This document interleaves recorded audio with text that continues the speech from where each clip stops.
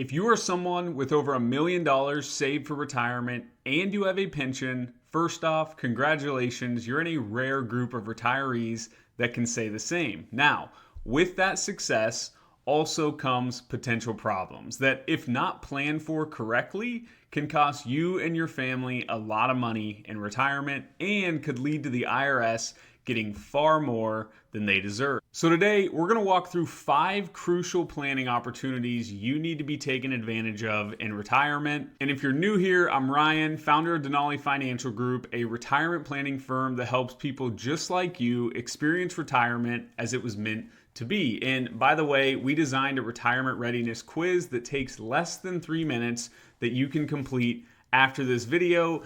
It just helps you get an idea of where you could potentially improve your plan. But let's go ahead and jump into the 5 planning opportunities we're going to talk about today. So number 1 is understanding your tax situation, and really understanding your tax situation today versus what it'll look like in the future. Now, the best part about a pension is the strong income it provides you in retirement. Now, the worst part about a pension is the taxes that might come with it. And so why is that? Well, yes, the more income you have, obviously the more taxes you pay, but your pension also impacts other areas. For one, it affects how much of your Social Security becomes taxable, and the majority of the time someone with a pension is going to pay the max amount of taxes on their Social Security. But here's the bigger issue. A lot of times what we see happen is people retire, they have their pension, and most of their money is saved in tax-deferred accounts like a 401k or a TSP or a 457. And because of their strong income, they don't need to pull much out of those accounts,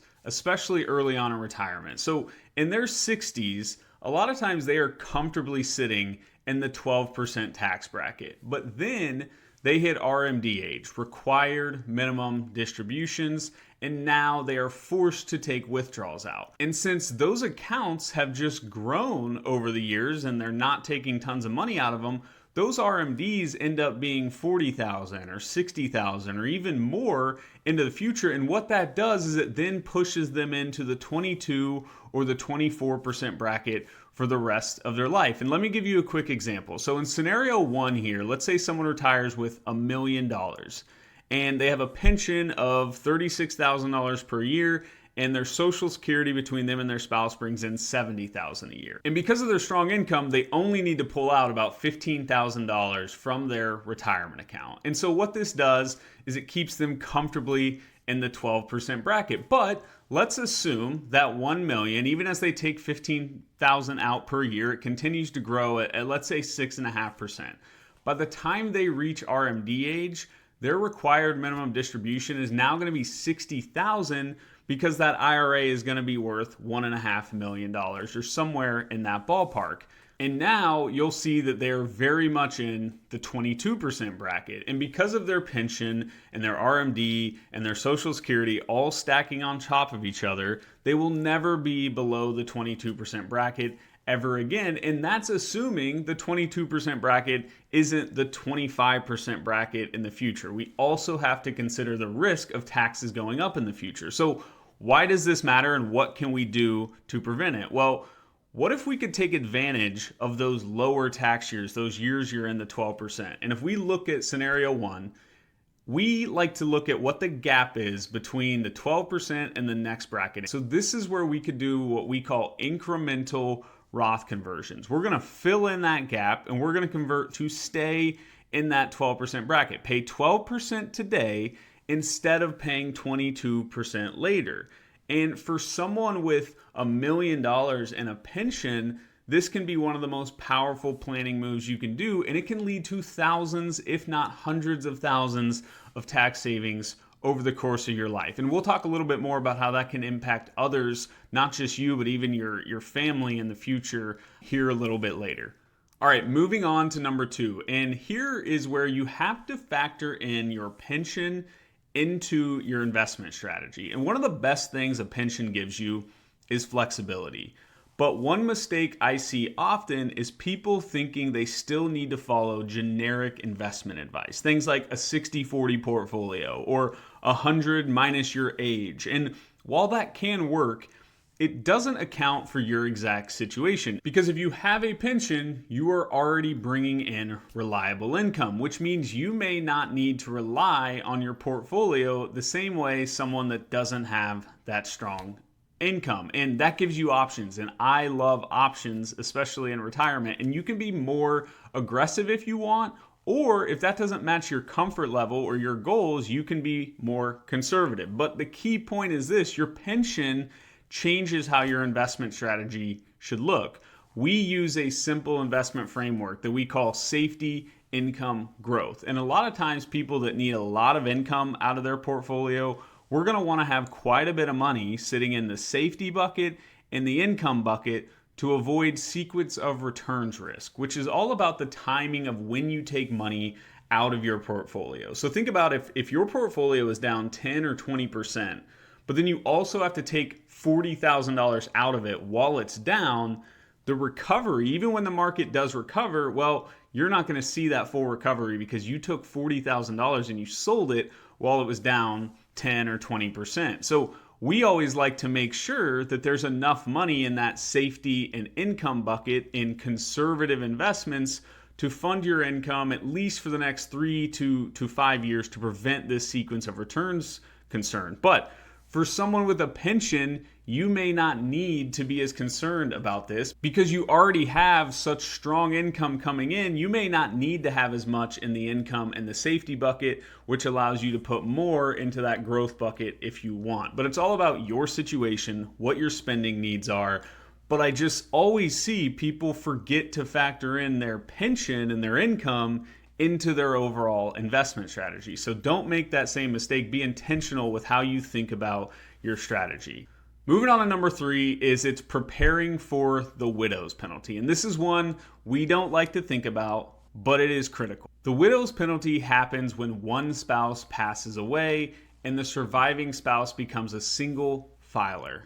And if we go back to our earlier example, the surviving spouse in this scenario would lose one Social Security. So it's going to drop from $70,000 in Social Security down to $39,000. But that RMD of $60,000 is still there. It does not go away. And if they take a full survivor pension, that income is also still there. So here's the problem. The standard deduction drops from $33,850 down to $18,150. So even though their income went down significantly, their taxable income barely changes. And the surviving spouse can actually end up paying more in tax than they were making more money while married. And that's how they end up in a higher tax bracket. And in this case, they would jump into the 24% bracket and likely be there for the rest of their life. And so this is another reason why strategies like Roth conversions can be so important, because if you take advantage of, like we talked about earlier, taking advantage of lower tax bracket years is important, but also taking advantage of all those years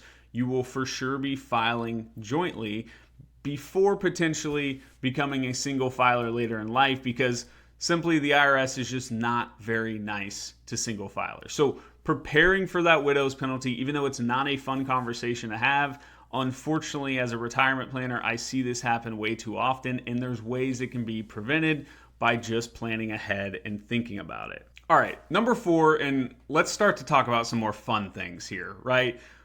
Number 4 is stress testing your spending plan. And one of the most common things I see with people who have pensions is they don't spend as much as they could. And many of them end up regretting this later in life. And that's why we always stress running your numbers and understanding what's possible when it comes to spending, because we also help our clients define what we call meant to be moments. And these are things that are truly making their retirement meaningful. And it could be a variety of different things. This could be big family vacations. This could be a home remodel. It could be buying a lake house, or helping family with a down payment on a house, or paying for college, or giving to charities and causes you care about. But it starts with clarity, because when people actually see what's possible with their spending, it changes their mindset and allows them to think about really what they want to do in retirement. And it helps them get more comfortable spending money, because a lot of the people we help have been very diligent savers. They're very good at saving money, but they struggle with spending money. And after we've kind of walked them through this process, we've had clients go on family trips, creating memories with their families that would have never happened if they just hadn't run the numbers first and got that clarity. So stress test your plan, run your numbers, and understand that you might be able to spend more money, but you just got to run the numbers to see what that might look like. All right, and number 5 is having a legacy plan. And most people with a pension and over $1 million are likely going to leave money behind. So having a legacy plan is critical. At a minimum, that means a will, a power of attorney, proper beneficiaries set up on the right accounts. But you'd be surprised how many people don't have these in place. Only about 30% of people have an estate plan when they pass away. But legacy planning goes far beyond just documents. It's all about your goals and what you want for a legacy. Some people want very detailed plans. They want a trust. They want to be giving to charity when they pass away. They have specific allocations to their kids, and it's all based on how they want it. But others don't care about leaving money behind. Maybe it's because they don't have kids, or they just simply don't really want to leave them any money. They want to spend their money now. But once you know your goal, you can plan around it. For example, if you care about the legacy you leave your kids and making things as easy on them as possible when you pass away, if your kids inherit a traditional IRA, one of those tax-deferred accounts we talked about earlier, they have to empty it within 10 years. They have to take all the money out and pay taxes on that within 10 years. And so if we're talking about $1 million here, that's an extra $100,000+ a year that they're having to take out of this account, which I've seen sometimes jump them all the way in to the 32% bracket, because they've got to take this out and it's added to their income that year. And a lot of times when people are inheriting money, they're in their highest earning years. But now imagine if they did the Roth conversions at 12% like we looked at earlier, years in advance, and then they pass that money on tax-free. And that is why I love Roth conversions. The tax savings can go beyond you and your spouse. It can even go on to the next generation as well. And this is why we call it legacy planning, not just estate planning, because it's about impact, not just paperwork and estate documents. But it starts with knowing what you want that impact to be. So as you can see, there are a lot of moving parts to retirement planning, especially if you are in that rare group with $1 million and a pension. And that's exactly why we created the Mint for More retirement method. It's a 5-step planning process that coordinates your income, your investments, your taxes, your healthcare, and your legacy all together into one cohesive plan so that everything is working together, and it gives you clarity to make all the right decisions when it comes to your overall situation and goals. And if you're interested in seeing if you're a fit, you can schedule an intro call with me below, or you can also take our retirement readiness quiz below that will take you less than 3 minutes and gives you a little better understanding of where you might need to be more intentional with your planning. So